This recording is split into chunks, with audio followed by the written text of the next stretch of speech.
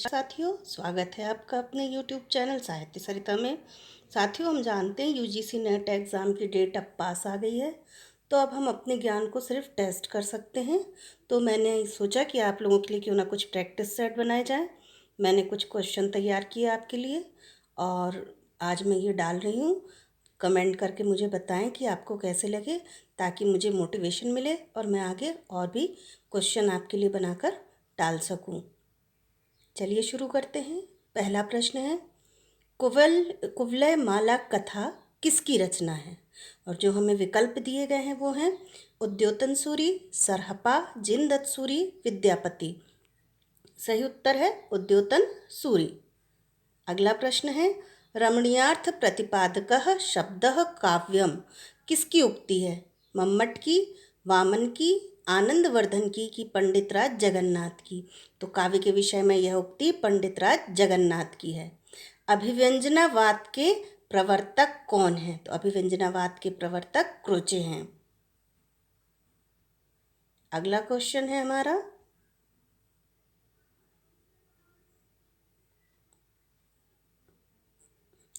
द्वैतवाद के प्रवर्तक आचार्य कौन हैं? वल्लभाचार्य, शंकराचार्य, माधवाचार्य या विष्णु स्वामी?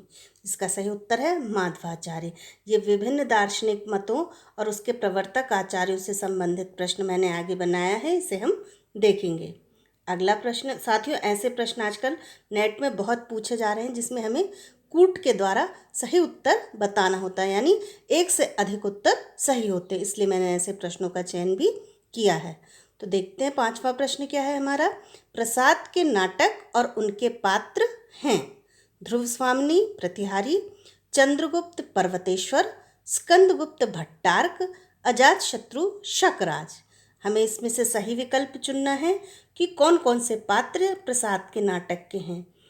तो जो हमारा सही विकल्प होगा वो है पहला, दूसरा और तीसरा, यानी ध्रुव स्वामिनी का प्रतिहारी पात्र है, चंद्रगुप्त का पर्वतेश्वर है और स्कंदगुप्त का भट्टार्क है।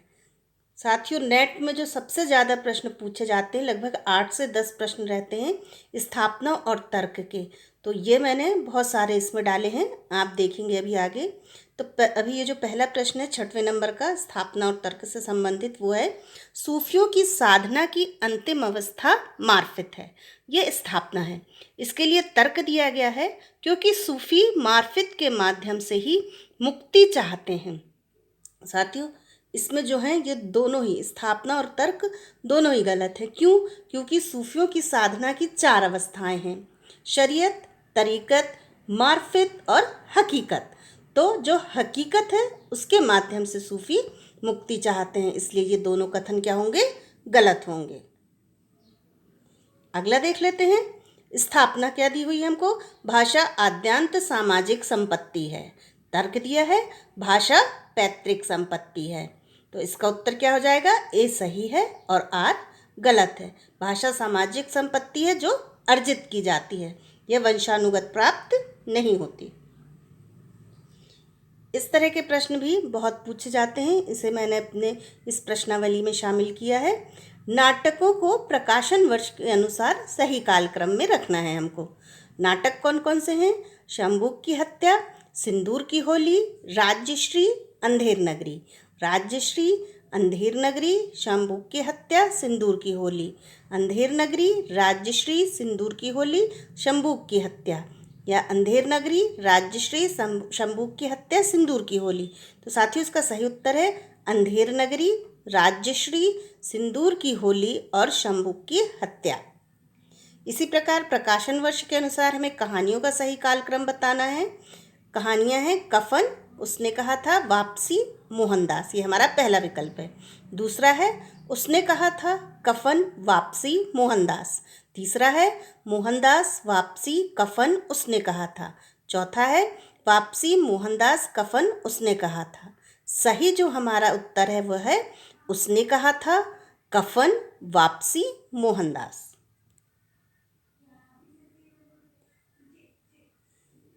अगला देख लेते हैं। 10वां प्रश्न है, संप्रदायों को उनके आचार्यों के साथ हमें सुमेलित करना है। इस तरह के प्रश्न भी नेट में बहुत आते हैं। और साथियों, अगर आपको इसमें से 1 या 2 का भी सही उत्तर मालूम है तो आप इस प्रश्न को निश्चित रूप से सही करेंगे। और ये 8 से 10 होते हैं संख्या में। अगर आपने ये सारे सही कर लिए तो आपके सिलेक्ट होने के जो चांसेस हैं वो बढ़ जाते हैं। तो हम देख लेते हैं सुमेलित करना है और सही उत्तर जान लेते हैं। अलंकार संप्रदाय भामा, वक्रोक्ति संप्रदाय कुंतक, ध्वनि संप्रदाय आनंदवर्धन, रीति संप्रदाय वामन। तो साथियों, ये जो युग्म है वो सही सुमेलित हैं। तो हमारा आंसर क्या हो जाएगा? 1, 2, 3, 4। ये चारों सही सुमेलित हैं। पात्रों को उनके उपन्यासों के साथ हमको सुमेलित करना है। बावन राम, राय अमरपाल सिंह, सरस्वती, निपुणिका, ये हमें 4 पात्र दिए गए हैं। तो बावन राम किस उपन्यास का है ये हमें बताना है। बावन राम मैला आंचल, राय अमरपाल सिंह गोदान, सरस्वती शेखर एक जीवनी, निपुणिका बाणभट्ट की आत्मकथा। तो साथियों, ये चारों सुमेलित हैं, इसलिए पहला इसका आंसर सही होगा। 1, 2, 3, 4। जैसा मैंने आपको पहले बताया था, दार्शनिक सिद्धांत एवं आचार्यों पर प्रश्न मैंने बनाया है, वो अभी आगे आएगा। लीजिए, वो प्रश्न आ गया। दार्शनिक सिद्धांत एवं उसके आचार्यों को सुमेलित करना है। इसमें मैंने बिल्कुल भी कन्फ्यूज़न नहीं रखा, ऊपर नीचे नहीं रखा है, सीधे सीधे बनाया है, क्योंकि ये वैसे ही याद करने में कठिन होते हैं। और अगर हमारे दिमाग में गलत ऑप्शन बैठ गया तो फिर दिक्कत हो जाएगी। अद्वैतवाद शंकराचार्य, द्वैतवाद माधवाचार्य, शुद्धाद्वैतवाद वल्लभाचार्य, विशिष्टाद्वैतवाद रामानुजाचार्य। तो ये चारों सही सुमेलित हैं। अगला देख लेते हैं। ये कुछ महिला रचनाकार हैं, उनकी रचनाओं के नाम हैं और हमें सुमेलित करना है। खुली खिड़कियां मैत्रेयी पुष्पा, उपनिवेश में स्त्री प्रभा खेतान, हिंदी साहित्य का आधा इतिहास सुमन राजे, औरत के लिए औरत नासिरा शर्मा। ये सभी सही सुमेलित हैं। अगला देख लेते हैं। हमें कुछ काव्य पंक्तियां दी गई हैं, उन्हें काव्य ग्रंथ से मिलान करना है। पहली काव्य पंक्ति क्या है? क्षमा क्षोभती उस भुजंग को जिसके पास गरल हो। ये किसकी है? कुरुक्षेत्र की है। अगला है, यह आज समझ तो पाई हूँ मैं दुर्बलता में नारी हूँ। ये किस काव्य ग्रंथ की है? ये कामायनी की है। त्रिभुवन की भी तो श्री भर नहीं सकती प्रेसी के शून्य पावन स्थान को। ये किस ग्रंथ की है? पल्लव की। मर्त्य नर को देवता कहना मृषा है, देवता शीतल मानुज अंगार है। ये है उर्वशी की। तो ये सही सुमेलित है। सही उत्तर हो जाएगा 1, 2, 3, 4। विचारक पाश्चात्य काव्य शास्त्र के जो विचारक हैं वो और उनकी रचनाओं को हमको सुमेलित करना है। लोंजाइनस की रचना कौन सी है? Peri Hupsous, Croce Aesthetics, Plato Republic, I A Richards Practical Criticism. चारों सही सुमेलित हैं। पहला उत्तर सही होगा। 1, 2, 3, 4। अगला प्रश्न है, आध्यात्मिक रंग के चश्मे आजकल बहुत सस्ते हो गए हैं। आचार्य शुक्ल का यह कथन किस कवि से संबंधित है? हमारे विकल्प हैं विद्यापति, मतीराम, बिहारी या देव। सही उत्तर है विद्यापति। साथियों, आचार्य शुक्ल ने ऐसा इसलिए कहा क्योंकि कुछ विद्वानों ने विद्यापति की पदावली को आध्यात्मिकता से जोड़कर देखा था, इसलिए उन्हें जवाब देने के लिए आचार्य शुक्ल ने ऐसी उक्ति का प्रयोग किया है। राजमती किस काव्य कृति की नायिका है? बीसलदेव रासो, कीर्तिलता, आल्हा खंड, रणमल छंद। सही उत्तर है बीसलदेव रासो। बीसलदेव रासो दलपत विजय की रचना है, जिसमें बीसलदेव तृतीय और राजमती के विवाह, विरह और फिर उनके मिलन का चित्रण है। कीर्तिलता विद्यापति की। आल्हा खंड जो है जगनिक का है, जिसमें आल्हा उदल 2 सेनापतियों की कथा दी गई है। और रणमल छंद श्रीधर की रचना है, जिसमें रणमल्ल के युद्धों का चित्रण किया गया है। रीतिकाल के किस कवि ने अपनी कविताओं में ऋतुओं एवं त्योहारों को खूबसूरती से मिलाया है? तो ये इसके जो हमें विकल्प दिए गए हैं वो हैं देव, बिहारी, पद्माकर, घनानंद। इसका सही उत्तर है पद्माकर। साथियों, पद्माकर की रचनाओं को आप मुझे कमेंट बॉक्स में बताएंगे। हिंदू मग पर पाँव न राख्यो का बहुते जो हिंदी भाख्यो। ये पंक्तियाँ किस बोली की हैं? हमारे विकल्प हैं बघेली, अवधी, ब्रज, इनमें से कोई नहीं। सही उत्तर है अवधि। अगला प्रश्न है, मल्लिका किस नाटक की पात्र है? और हमारे विकल्प हैं माधवी, आषाढ़ का एक दिन, राज्यश्री, आठवां सर्ग। तो जो मल्लिका है वो आषाढ़ का एक दिन की पात्र है। अगला प्रश्न है, राजी सेठ की कहानी नहीं है, समांतर चलते हुए, अपने दायरे, गलत पंचतंत्र या जानवी। तो उनकी कहानी नहीं है जानवी। अगला प्रश्न है, आधा गांव उपन्यास में चित्रित गांव है, गंगौली, मेरीगंज, बेलारी, इनमें से कोई नहीं। सही उत्तर है गंगौली। अब मेरीगंज और बेलारी गांव का चित्रण किस उपन्यास में हुआ है, यह आप मुझे कमेंट बॉक्स में बताएंगे। महिला पुलिसकर्मियों के जीवन पर आधारित उपन्यास है। इसके ऑप्शन है हमारे पास ग्लोबल गांव का देवता, गुनाह बेगुनाह, जिंदा मुहावरे, समय सरगम। सही उत्तर है गुनाह बेगुनाह, जिसकी रचना की है मैत्रेयी पुष्पा ने। और जो ग्लोबल गांव का देवता है ये रणेंद्र का है, जिंदा मुहावरे सब जानते हैं नासिरा शर्मा का है, और समय सरगम कृष्णा सोबती का है। अगला प्रश्न है, विभक्ति विचार किसकी रचना है? हमारे जो विकल्प हैं वो हैं माधव प्रसाद मिश्र, आचार्य द्विवेदी, गोविंद नारायण, कामता प्रसाद गुरु। तो सही उत्तर क्या है? गोविंद नारायण। अगला प्रश्न देख लेते हैं, काव्य सृजन एक प्रकार के ईश्वरीय उन्माद का परिणाम है, यह विचार किसका है? और हमारे विकल्प हैं अरस्तु, प्लेटो, लोंजाइनस या क्रोचे। सही उत्तर है प्लेटो। अगला प्रश्न है, जादुई यथार्थवाद, मैजिकल रियलिज्म शब्द का प्रयोग सबसे पहले किसने किया था? जुआन रूफो, फ्रेंज रो, जॉर्ज साइको या गैब्रियल गार्सिया मॉर्क्वेज। तो जो सबसे पहले शब्द का प्रयोग किया वो है फ्रेंज रो। अगला प्रश्न है कि मार्क्सवादी विचारक नहीं है, तो इसके जो हमें विकल्प दिए गए हैं वो हैं Joseph Addison, Lukacs, Ralph Fox की कॉर्डवेल। तो जो जोसेफ एडिसन है वो मार्क्सवादी विचारधारक नहीं है। कौन सा कथन सत्य है? ध्यान से सुनिएगा, कौन सा कथन सत्य है? प्लेटो की दृष्टि यथार्थपरक थी, अरस्तु की आदर्शपरक। प्लेटो और अरस्तु दोनों की ही दृष्टि आदर्शपरक थी। अगला है, प्लेटो की दृष्टि आदर्शपरक और अरस्तु की यथार्थपरक। और अगला है, सभी सत्य हैं। तो इसका सही उत्तर क्या है? प्लेटो की दृष्टि आदर्शपरक थी और अरस्तु की यथार्थपरक। अगला प्रश्न देख लेते हैं, स्वक या नायिका का भेद कौन सा नहीं है? विकल्प दिए गए हैं मध्या, मुग्धा, प्रौढ़ा, वासक सज्जा। सही उत्तर है वासक सज्जा।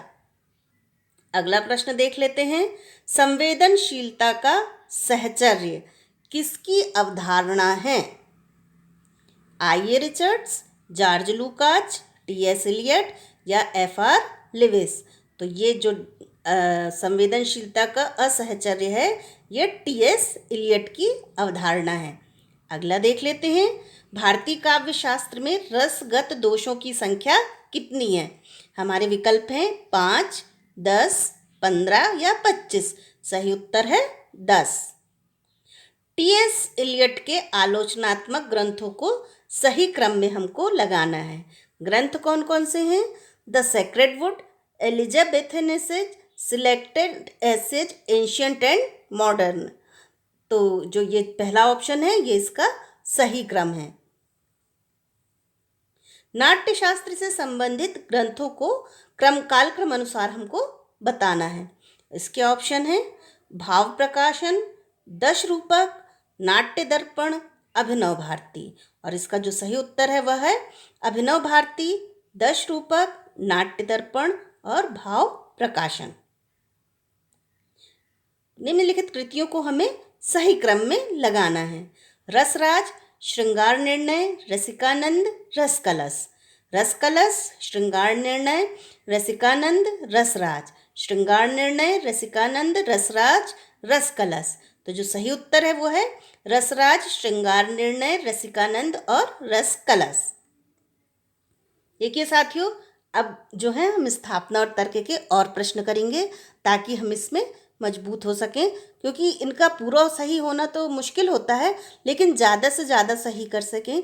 मैंने वैसे भी कोशिश की है कि मैं ऐसे प्रश्नों को इसमें शामिल करूं जो नेट और अन्य सेट एग्ज़ाम्स में पूछे ही जाते हैं। तो आप इनको ध्यान से हल करिएगा, ध्यान रखिएगा, नेट के एग्ज़ाम में रिपीट हो सकते हैं। तो प्रश्न क्या है हमारा, मनुष्य के लिए स्थापना जो दी गई है, मनुष्य के लिए कविता इतनी प्रयोजनीय वस्तु है कि संसार की सभ्य एवं असभ्य जातियों में किसी न किसी रूप में पाई जाती है। और इसके लिए हमको तर्क क्या दिया जा रहा है, इसीलिए कविता की ज़रूरत मनुष्य को हमेशा रहेगी। अब हमें इसमें से छांटना है, ए सही आर गलत, ए गलत आर गलत, ए सही आर सही, ए गलत आर सही। सही उत्तर है ए सही आर सही, दोनों ही सही हैं, स्थापना भी सही है और उसका तर्क भी सही है। अगला प्रश्न देख लेते हैं। स्थापना है, मिथक सर्वकालिक और सर्वदेशिक होते हैं। तर्क क्या दिया है, इसलिए मिथक के माध्यम से किसी भी समय और समाज के अंतर विरोध और संवेदना की अभिव्यक्ति संभव है। तो जो हमारा उत्तर है वो क्या हो जाएगा, ए गलत आर सही। सर्वकालिक सर्वदेशिक नहीं होते मिथक, काल के अनुसार परिवर्तित होते रहते हैं। 37वां देख लेते हैं। इसकी स्थापना है, मरणासन्न महाकाव्य के गर्भ से उपन्यास का जन्म हुआ। बिल्कुल सही है। तर्क क्या दिया है, क्योंकि उपन्यास का उदय पश्चिम में मध्यम वर्ग के उदय के साथ हुआ था। ये भी सही है। तो इसका उत्तर क्या हो जाएगा, ए सही आर सही। अगला प्रश्न देख लेते हैं। ये भी स्थापना और तर्क है। साधारणीकरण की प्रमुख आधारशिला मानव सुलभ समानुभूति है। बिल्कुल सही है। साधारणीकरण का सिद्धांत आप ध्यान से पढ़ेंगे तो उसमें हमको ये बात मिलती है। तर्क क्या है, क्योंकि मानव सुलभ समानुभूति स्वाभाविक मानवीय प्रवृत्ति है जिसे भारतीय दर्शन का बल प्राप्त है। तो तर्क और स्थापना दोनों ही सही हैं। अगला प्रश्न देख लेते हैं। 39वां प्रश्न, इसकी स्थापना क्या कहती है, नाद सौंदर्य से कविता की आयु नहीं बढ़ती। ये गलत है, क्योंकि नाद सौंदर्य से कविता की आयु बढ़ती है। तर्क क्या दिया है, क्योंकि नाद सौंदर्य का योग कविता का पूर्ण स्वरूप खड़ा करने के लिए कुछ ना कुछ आवश्यक होता है। तो तर्क क्या है, सही है, लेकिन स्थापना गलत है। अगला प्रश्न देख लेते हैं। 40वां, हमको ग्रंथ और लेखकों का मिलान करना है। सर्वंगी रज्जक, ज्ञानबोध मलूकदास, प्रेम प्रकाश धरणीदास, शब्द सागर बुला सागर। तो ये सही सुमेलित हैं। हमारा उत्तर हो जाएगा पहला, 1 2 3 4। अगला देख लेते हैं। हमें इसमें भी ग्रंथ और लेखकों को मैच करना है। सुरासुर निर्णय मुंशी सदा सुखलाल, भाषा योग वशिष्ठ राम प्रसाद निरंजनी, भाषा पद्म पुराण दौलत राम जैन, चिद्विलास दीपचंद जैन। ये बिल्कुल सही सुमेलित है। हमारा उत्तर हो जाएगा पहला, 1 2 3 4। अगला देख लेते हैं। ये हमारा 42वां प्रश्न है। इसमें भी हमें ग्रंथ और लेखक पाश्चात्य काव्य शास्त्र के प्रमुख विद्वानों के ग्रंथ दिए हैं, उनको उनके लेखकों के साथ, विचारकों के साथ मिलाना है। Lyrical ballads Wordsworth, Biographia Literaria Coleridge, aesthetic Croce, the foundation of aesthetics Richards. ये सही सुमेलित हैं। इसका उत्तर हो जाएगा पहला, 1 2 3 4। अगला प्रश्न देख लेते हैं। गुरु नानक देव के पुत्र श्री चंद ने किस संप्रदाय का प्रवर्तन किया था। विकल्प हैं, सखी संप्रदाय, श्री संप्रदाय, उदासी संप्रदाय कि हरिदासी संप्रदाय। सही उत्तर है उदासी संप्रदाय। अगला प्रश्न है, तालस्ताय और साइकिल किसका काव्य संकलन है। विकल्प हैं, उदय प्रकाश, केदारनाथ सिंह, अशोक वाजपेयी या गगन गिल। सही उत्तर है केदारनाथ सिंह। 45वां प्रश्न है, जाड़िया उपनाम किस भक्त कवि का है। विकल्प हैं, सूरदास, नंददास, कुंभनदास या चीत स्वामी। सही उत्तर है नंददास। अगला प्रश्न है, अष्टछाप की स्थापना किस वर्ष में हुई थी। विकल्प हैं, 1556, 1565, 1585 या 1590। सही उत्तर है 1565 में। अष्टछाप की स्थापना किसने की थी, यह आप मुझे कमेंट बॉक्स में बताएंगे। अगला प्रश्न है, मूल गोसाई चरित के रचनाकार कौन हैं। विकल्प हैं, तुलसीदास, बेनी माधव दास, नरहरिदास या सूरदास। सही उत्तर है बेनी माधव दास। अगला प्रश्न है, आदिकाल को प्रारंभिक काल किसने कहा है? विकल्प हैं सुमन राजे, मिश्र बंधु, गणपति चंद्रगुप्त, डॉक्टर रामकुमार वर्मा। सही उत्तर है मिश्र बंधु। अगला प्रश्न है तद्दोषो शब्दार्थो सगुणावलंकृति पुनः क्वापि किसकी उक्ति है? विकल्प हैं दंडी, वामन, मम्मट, आनंदवर्धन। सही उत्तर है मम्मट की उक्ति है। अंतिम प्रश्न है सांख्य दर्शन के आधार पर रस निष्पत्ति की व्याख्या किसने प्रस्तुत की है? विकल्प हैं भट्टनायक, अभिनवगुप्त, भट्ट लोलट या पंडितराज जगन्नाथ। तो सांख्य दर्शन के आधार पर रस निष्पत्ति की व्याख्या भट्टनायक ने प्रस्तुत की है। तो साथियों, ये थे हमारे नेट के लिए ज़रूरी 50 प्रश्न। ये हमारे प्रैक्टिस सेट का पहला भाग था। ये प्रश्न आपको कैसे लगे मुझे कमेंट बॉक्स में ज़रूर बताएं। वीडियो को लाइक करें, शेयर करें, मेरे चैनल को सब्सक्राइब करें। याद रखें साहित्य सरता सदैव आपके साथ है, आपकी सहायता करेगा आपके यूजीसी नेट एग्ज़ाम को क्लियर करने के लिए। बहुत बहुत धन्यवाद।